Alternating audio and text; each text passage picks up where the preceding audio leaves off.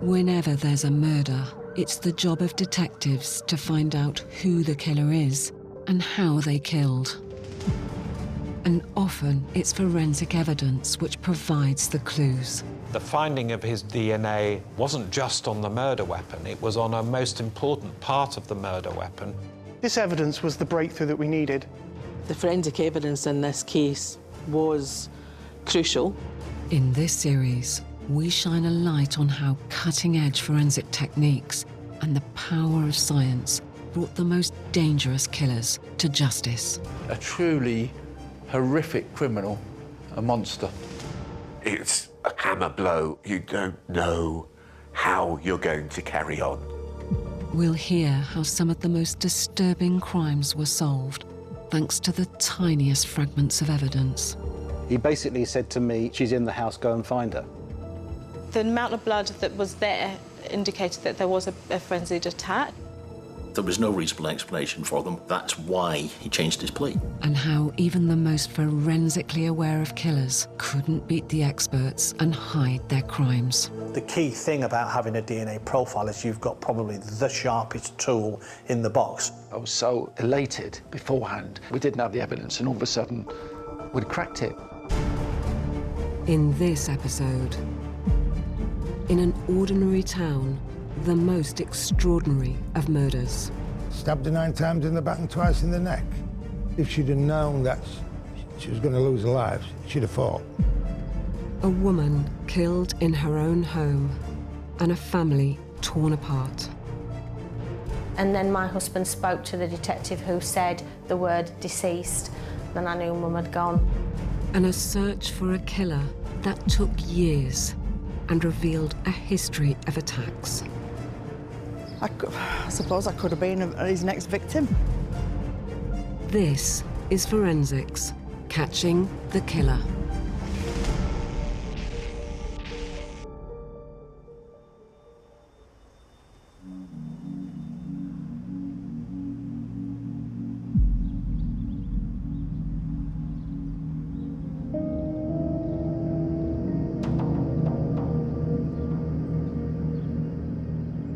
In 1994, I lived in Regent Street in Wakefield.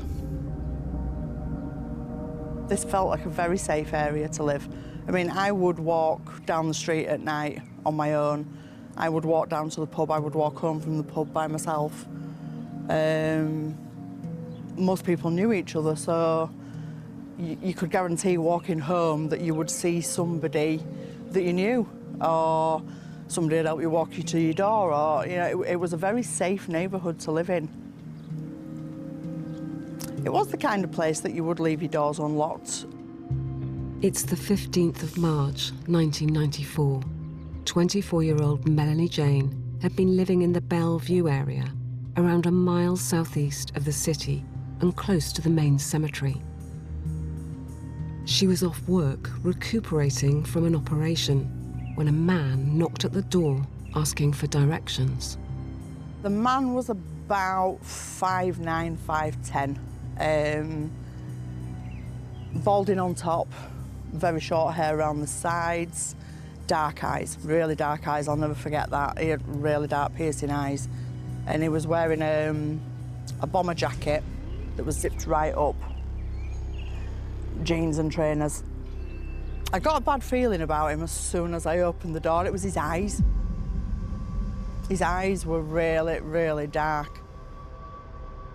He had a piece of paper in his hands and claimed to be looking for an address further down the street. While I was talking to him, I kind of looked down and his feet were like shuffling a bit close to the threshold. So, again, this alarm bell was ringing even louder now. And as he was talking to me, he tipped up this piece of paper accidentally, and there was nothing written on it. It was a blank piece of paper. And that was when I knew. I thought, this guy's not right. And I literally slammed the door on him before he could get a foot over the threshold. I locked it. It was a decision that potentially saved Melanie's life. I've got goosebumps just thinking that I'm actually back here, that where things could have been. So different. It makes me feel quite sick, to be honest. I suppose I could have been his next victim. Detective Superintendent Bob Taylor was a senior officer on West Yorkshire Police's major investigation team in 1994. I was at home in Leeds when I received a phone call from the control room. They said there'd been a murder and I couldn't go. So they sent a traffic car over to pick me up and took me to Barn Lane in Wakefield. It's just out on the edge of the city centre. By the time Bob arrived at the address in Barn Lane, a main road heading west out of the city, police had secured the crime scene and identified the victim. They told me that the victim was Wendy Speaks. She was a 51-year-old lady, and she'd been found in the upstairs bedroom. Her boss had been ringing her because she didn't turn in for work, which was very unusual, and they couldn't get an answer. So they rang Wendy's daughter, Tracy. I had a phone call from the lady that my mum worked for. And she said to me, Tracy, do you know if your mum's not well? Because it's not like her not to come into work. I just literally froze at my desk and my blood ran cold, and I just knew there was something wrong from that moment. With the alarm raised, Wendy's concerned colleagues had gone to the house, where they had found her body upstairs. The police came at once. So apparently the local police had to come to me rather than me being told over the phone what had happened. So I had to wait for that.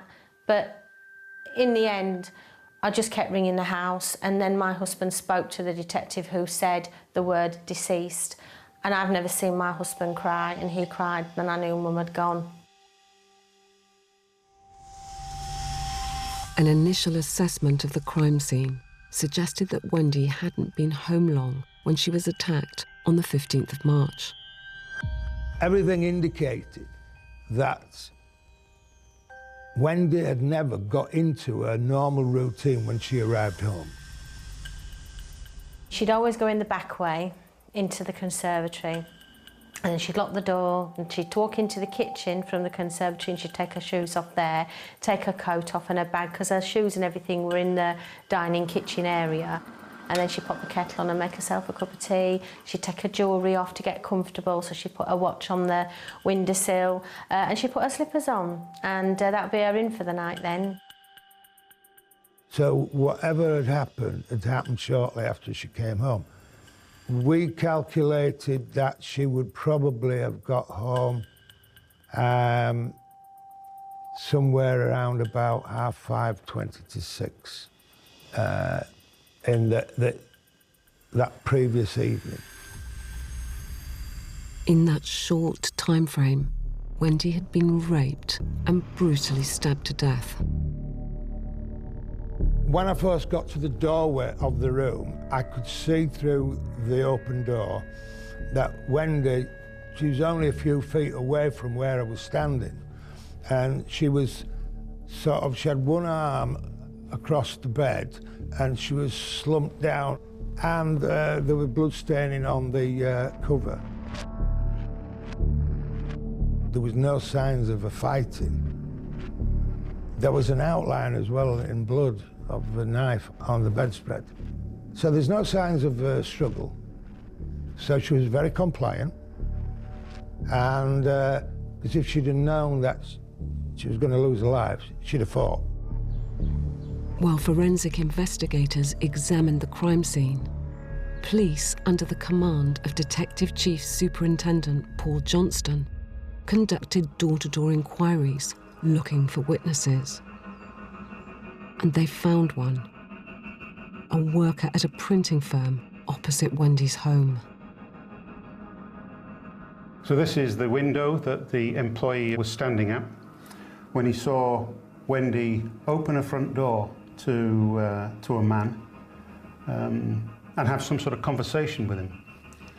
Wendy seemed quite relaxed. She had her arm folded. The witness noticed that she had her carpet slippers on. And then the person she was talking to went down the side of the house with Wendy still at the front door, sort of with her arms folded, looking around the house to see where he was going, what he was doing. But then the employee had to leave this room only for a few minutes. And then when he came back, he saw the same person coming out of that door of Wendy's house. Came down a couple of steps onto the footpath outside the house, glanced to his right, and then set off walking initially to his left, up the hill towards Wakefield city centre. And after a few paces, he started jogging up the hill. And from that, the witness was able to give pretty good description of the man and also what he was wearing. Police now had an idea of what Wendy's potential murderer looked like. But they would need forensic evidence from the scene and an entire dedicated team to help catch the killer.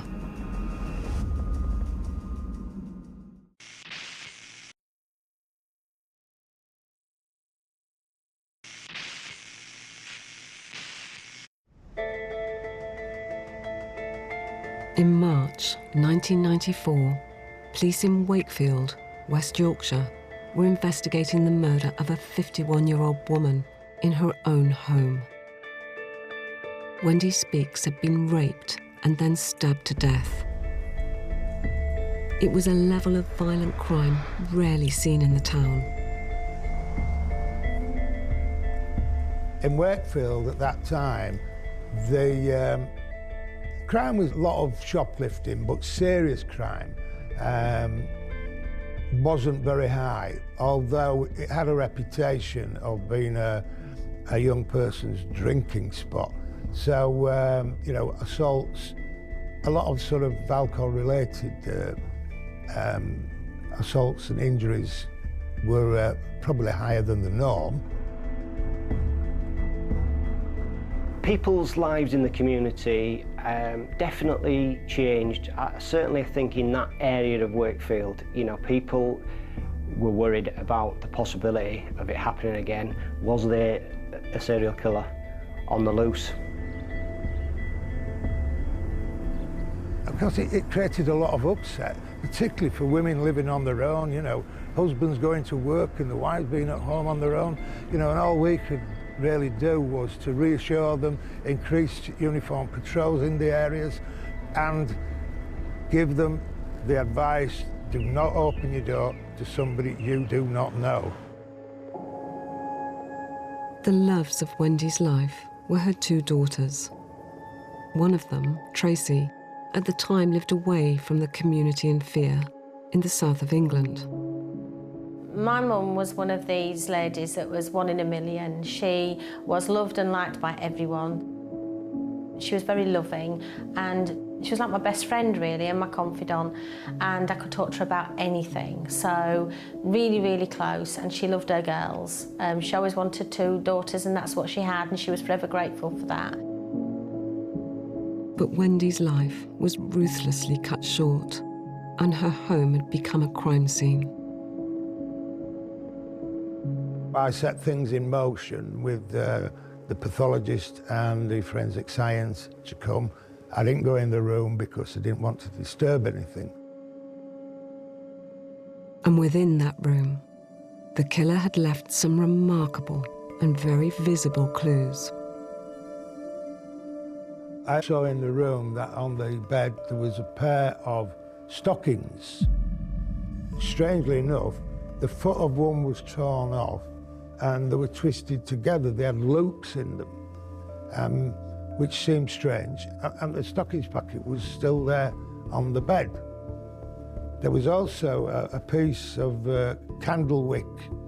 pink candlewick rag that was laid on the bed, which didn't immediately fit in with what we were seeing.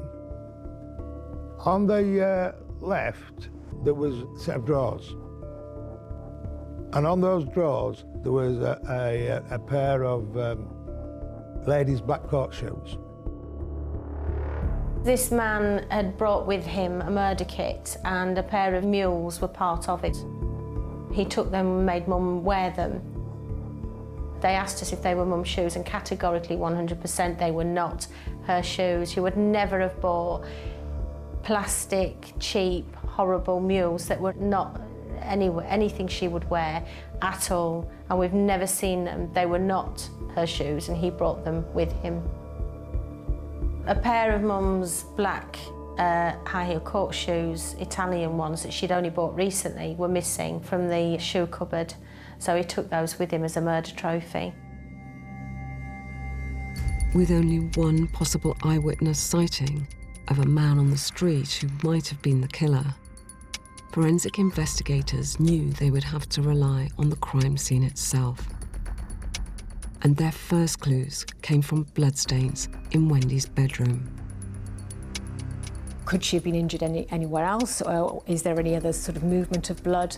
Because of the nature of the attack, was there any chance that the offender might have cut himself? Because in something where you are, you're doing this, there's a chance that your hand could slip down the handle and you could cut yourself.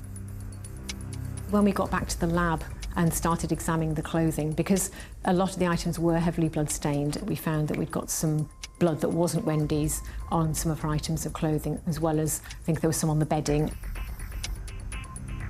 Police now had the killer's blood, but forensic teams continued their painstaking search to find more vital evidence that would help identify Wendy's attacker.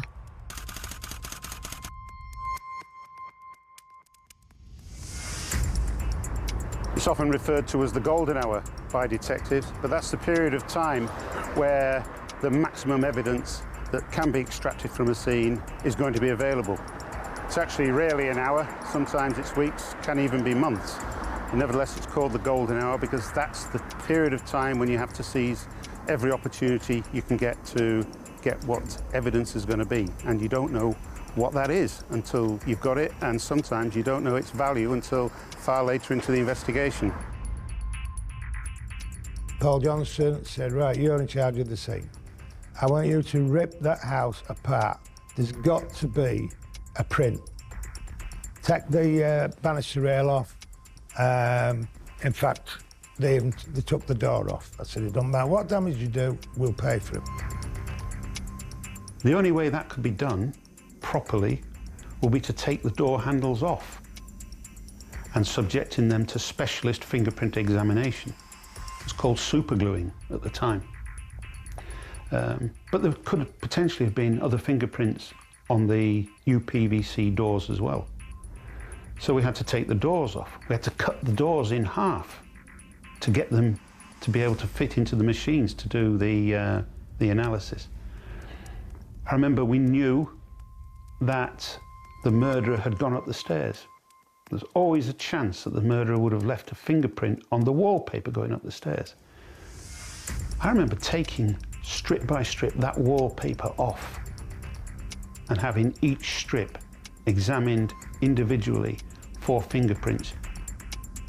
And I remember also the feeling of guilt almost at doing that, at further defiling Wendy's memory and her home when someone had been into that home and done such a terrible thing, and there we are, making the destruction even worse somehow for the family. Feeling terribly guilty about doing that. But it had to be done. It was hard initially walking into Mum's home because it was no longer her home. We'd spent all those times together sitting in the conservatory, and it was just a murder site, and people in forensics outfits walking around Mum's home, and it was just surreal. And you could see how, if it wasn't managed properly, that forensics could be lost by people walking, touching, or accidentally, rubbing their jacket against something and wiping off a fingerprint. So the way that they managed the crime scene, I'm forever grateful to them.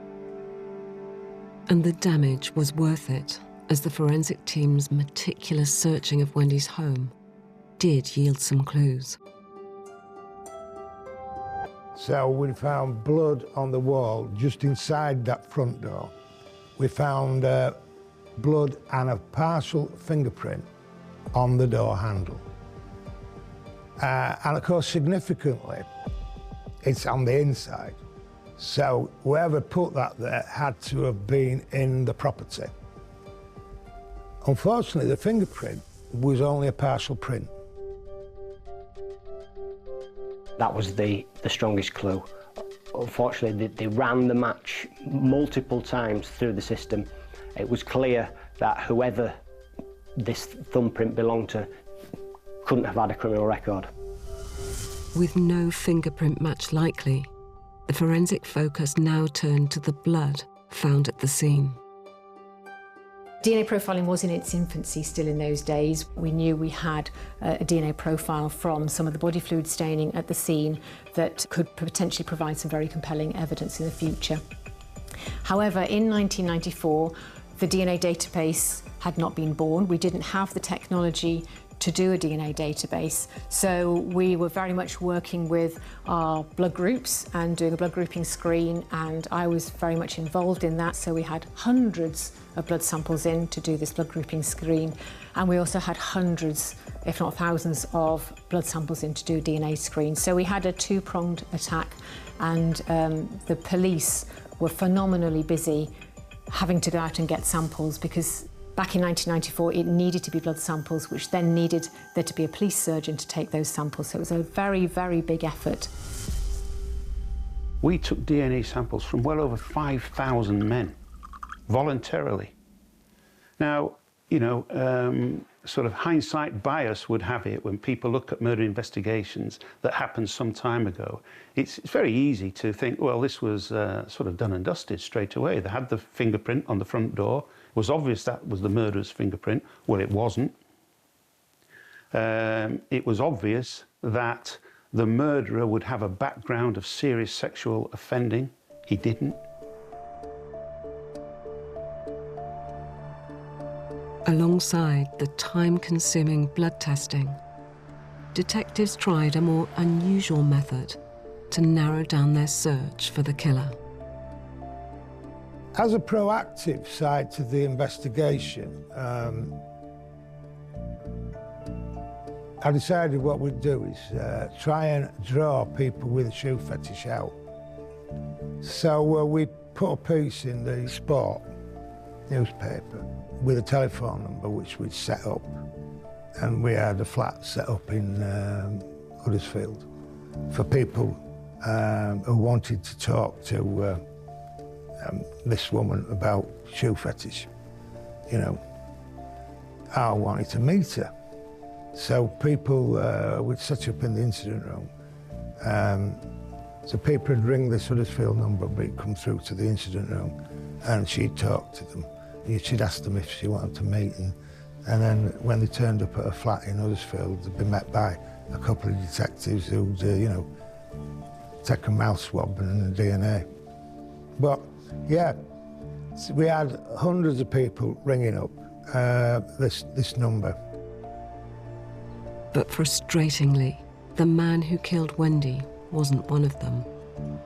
He remained at large, and although the case was never closed, it did go cold. I think one of the things I found really hard with the investigation was that I expected that they'd find this man because so much forensic evidence was at the scene. So it was really hard to accept that it was going to take time because he wasn't on the system. And I had to be patient, which isn't one of my fortes, and I just wanted answers. Tracy's wait for answers would last 6 years, when police would finally make a breakthrough in the case.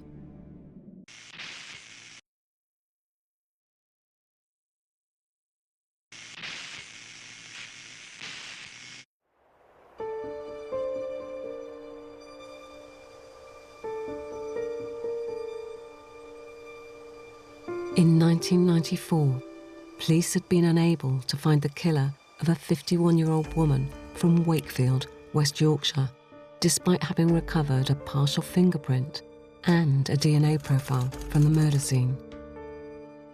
None of the evidence found had matched that of any offender already on record. Wendy Speakes had been raped and stabbed to death, and 6 years later, in the year 2000, her family was still hoping that one day detectives would find the man who had done this to their mum. I think not knowing at the time it was going to take so long to find him was more of a challenge, really. It's very, very frustrating because you just want the answers and then you can try and grieve. But the science of DNA profiling was evolving rapidly in the mid to late 1990s, and both West Yorkshire police and forensic scientists didn't give up trying to find Wendy's killer. As soon as new technology came on board, this case had the full treatment. So every time there was a new breakthrough in DNA technology, it was being upgraded. But it was all about whether or not the individual was going to be on the DNA database and whether or not that profile was then going to be searched. Despite thousands of samples having been taken, there was still no match to either the partial fingerprint or the DNA profile found at the scene of Wendy's murder.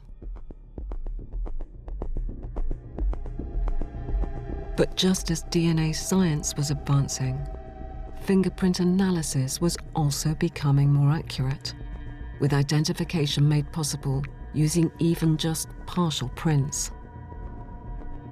And in March 2000, there was a match.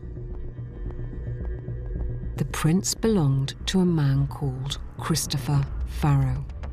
He was living with a partner and child in a Leeds suburb, less than 30 kilometres away from Wendy's home in Wakefield. He was 33. He lived in the Cookridge area. He was just, just your average Mr. Joe Public. Worked as a painter and decorator, had a 9-to-5 job. He'd been in a pub and there was a policewoman in the pub and he was bragging about drinking and driving, so she actually arranged for him to be arrested. So they took his fingerprints. I remember vividly, once we got the name of the person who had left that fingerprint, immediately looking at the background and being absolutely astonished that his profile didn't anywhere near fit that we expected it to, if he had been the murderer. No criminal convictions to speak of, no history of sexual offending, no connection, as far as we knew, to Wakefield. So why would his fingerprint have been there? And you immediately start thinking, well, is this a red herring? Could this be the murderer? Or could it be someone who's had legitimate access to Wendy's house? But clearly we were going to be speaking to this individual. The very strong likelihood was that he was going to be arrested, and we were going to be seeking his DNA. Paul decided to proceed with that arrest, and what his officers discovered when they moved to make it would surprise them all. I sent a team of our best detectives to his house to make the arrest. They commented straight away that he was a real cool individual, hardly showed any emotion or even reaction at all. It's very strange, isn't it, for someone who's been arrested, pulled out of the bed at 5 o'clock in the morning, arrested on suspicion of murder, to not even ask, why me? Why have you come into my house? But he didn't do any of that. He kept very, very quiet. So straight away you're getting a good feeling about this individual. But we still wanted that definitive proof. And then it was straight over to Wakefield, where he was interviewed. In custody, Farrow continued to play it cool and deny any involvement in Wendy's murder. No, I don't know Wendy Speakes, never been to Wakefield. All right, well, we'll take took a blood sample, one to go to forensic for blood grouping, and the other one was going down by motorcyclists to the Metropolitan Police Lab because they were the only people at that time that could do a DNA in 24 hours. They tell him about the fingerprint. Tell him about the fingerprint was found on the inside of the door handle. No, never been to Wakefield, don't know Wendy Speaks. Then we get a phone call from the forensics scientists to say the blood grouping from the blood sample we sent to them is the same as the semen. Now, blood grouping is you know, you can get a rare blood group, which can be 6.2% of the population, so, you know, it's not definitive. But it was the same blood grouping. And that's when he rolled over and confessed to killing Wendy. When he admitted it, it was mixed emotions, to be honest with you. I remember watching him whilst he was being interviewed remotely and thinking, even then, could this really be Wendy Speaks' murderer? Someone who has got no history as such. Not someone I was imagining would end up interviewing about Wendy's murder as a true suspect. But then when the DNA evidence was put to him and the fingerprint evidence, he admitted it. And still, detectives tried to get answers to some of the missing pieces of the jigsaw puzzle. You know, we want to find the whole truth when we interview a suspect, but they don't necessarily will give you all. You know, when it was put to him that, you know, you had a knife, you had this rag to use as a gag, you bought these stockings, you know, you had you had a bit of a murderous kit here. Oh, no, no, no. The rag was in my pocket because I used it at work. I used it to clean your hands. And the knife was just something that, you know, happened to be in there. It certainly wasn't one of Wendy's knives, so he brought the knife to the scene. He told us where he disposed of the items, but of course, this was 6 years on. But he was insistent that he didn't have a shoe fetish, and that he only killed Wendy as an afterthought. But now, 9 times, stabbed her 9 times in the back and twice in the neck. Don't think so. He never left that room. He never got up to leave. He knew that she'd have to die, and he'd come prepared for that. Eventually, he said some terrible things about, well, I was having a bad time, someone was going to get it, stuff like that. I don't believe a bit of that, to be honest with you. He's never given an explanation as to why he did what he did. He's never explained his fascination with shoes, shoe fetish. But one answer which detectives could finally provide for Wendy's daughters was who had killed their mother 6 long years before. I just remember Bob saying to me, we've got him, Trace, we've got him. And I just fell to the floor for a minute and cried that all of the 6 years of emotion and not knowing, and it all just came out. And he told me about the fingerprint, the name, and did I know anyone named, or did Mum know anyone named Christopher Farrow? And I said, absolutely not. Is there any reason why his fingerprint would be on your mum's front door? Absolutely not. And Wendy's family weren't the only ones who were shocked by the news that police now finally had someone in custody for her murder. Word had reached the local community too. The day I found out he'd been caught, my sister rang me on my mobile and she was like, have you seen the Yorkshire Evening Post? Well, across from my flat was a paper shop, so I dived in there, got the paper, I didn't look at it, I just bought it, went home, got into my flat, opened it, and his face was on the front page, and I was just like, wow, that's him. And then I was literally physically sick. I had to run to the kitchen sink and throw up because I think that was the defining moment that told me how lucky I had been that day.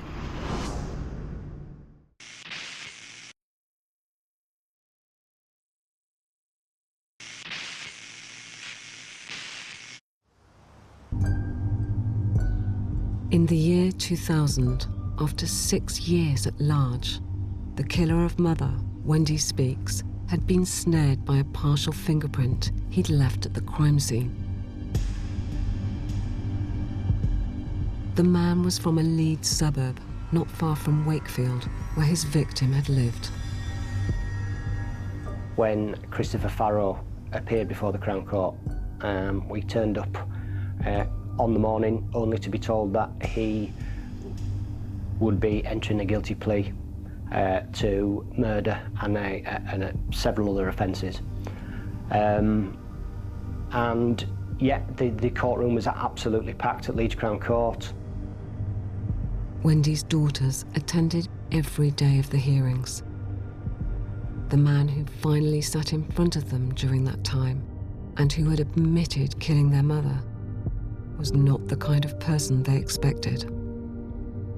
I was thinking and expecting all those 6 years it'd be this big, horrible murderer, and he wasn't. He was just this pathetic little, balding, skinny little man. And I was shocked that that was the last person my mum saw.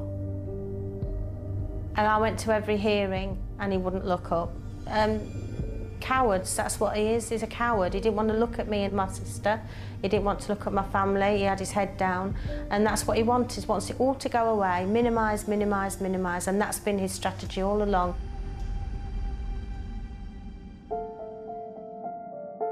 Christopher Farrow was the most ordinary of ordinary people. I doubt any woman would fear sitting next to him on a bus, a train. There was nothing remarkable about him, which is, you know, what we often say. You know, it's what's behind the eyes that, you know, you don't see. And Wendy wasn't the only woman this seemingly ordinary man had had his sights on. Another witness came forward, known in the trial as Woman A. She too had met Christopher Farrow on her doorstep just 1 hour before he killed Wendy. He had tried to persuade her to let him in, but sensing something was wrong and having seen him loitering on her street that morning, she slammed the door in his face. Given that he had raped and murdered Wendy not long after, Farrow was charged with attempted burglary and intent to rape Woman A, and later went on to admit his guilt. How he chose Wendy is one of those questions that's very difficult to answer, because Wendy and Woman A, you know, age difference, you know, 25, 30 years apart.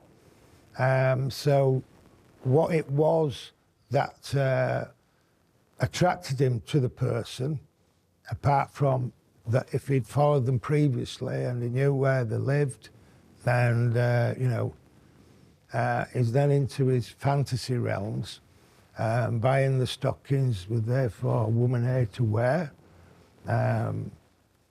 Or was that part of the fantasy murder that he was creating, where he clearly had put loops in the stockings and possibly at some stage might have had them round Wendy's wrists? I don't know. So that's really one that, you know, only he could answer. But when we got to court, he denied anything in regards to Woman A. While we were swearing a jury in, because we needed to, we were going to go with it, he came back and said he'd admit to the approach to Woman A as well. So, in agreement with the Crown Prosecution Service, said, right, we'll accept those pleas. Now, of course, what we didn't do because he denied it all the way up to court, we'd never had an opportunity when he had admitted it to sit him down and say, well, how did you choose that victim? How did you choose that? He was keen to minimise what he'd done. I think it's all part of the fact that he's never really, throughout all of these years, never showed any remorse. And I think he tried to explain what he'd done away as he described himself as a rapist who murdered and not a murderer who raped. And he got sentenced. His counsel tried to suggest in mitigation that he only killed her because she could identify him, and the judge really tore him a strip off, saying, that's not mitigation. No, it's not. You killed her, and you intended to kill her, whether you did it before or as an afterthought, you still killed her. On the 14th of November 2000, Christopher Farrow was given a life sentence with a minimum term of 18 years for the murder and rape of Wendy Speakes. The fact that he's admitted guilt but never shown remorse ever, it just shows what kind of a psychopath he is. And that's the way he is. He feels no emotion, he feels no remorse, he doesn't have any. He saw Mum as an object. He sees women as an object. That's the way he is. That's his DNA. Ultimately, it was forensic science that solved the murder of Wendy Speakes. And the dedication of the detectives who were working for me and for others, and also the dedication of the fingerprint officers. But we were all working on what was found at the scene of Wendy Speakes' house. You know, DNA technology undoubtedly was the key. He didn't just single my door out, he knew where I lived. I personally think he was watching me, definitely. And I don't think I was the only one either. But for Wendy's daughter, Tracy, the fight to keep Farrow in prison continues. Since 2018, he has been refused parole twice. That decision is reviewed every 2 years. And that's why every parole hearing I fight for Mum and I fight to keep him in prison, and I'll continue to do so. Because that's where he belongs and that's the justice, and having that justice helps us get on with our lives, knowing he's where he should be. I'll not even contemplate how I would live my life knowing he'd been released. But it is the treasured memories of her mother that form a bond with the past, which will never be broken for Tracy. One of the fondest memories of my mum was when she gave me away at my wedding. And she had this beautiful blue outfit on and pearls, and I remember her saying, oh, I wonder if everybody will think I look like the Queen Mum because I'm wearing my pearls. And she put together this fantastic speech. She stood up, she was so nervous she couldn't eat, and then she stood up to do her speech, and it was fabulous. She was fantastic. These moments you will treasure because they mean the most. So let us raise our glasses, and while I propose a toast to the bride and groom. Her walking me down the aisle and her doing that speech and being there at my side for my wedding is probably the fondest memory I've got of my mum.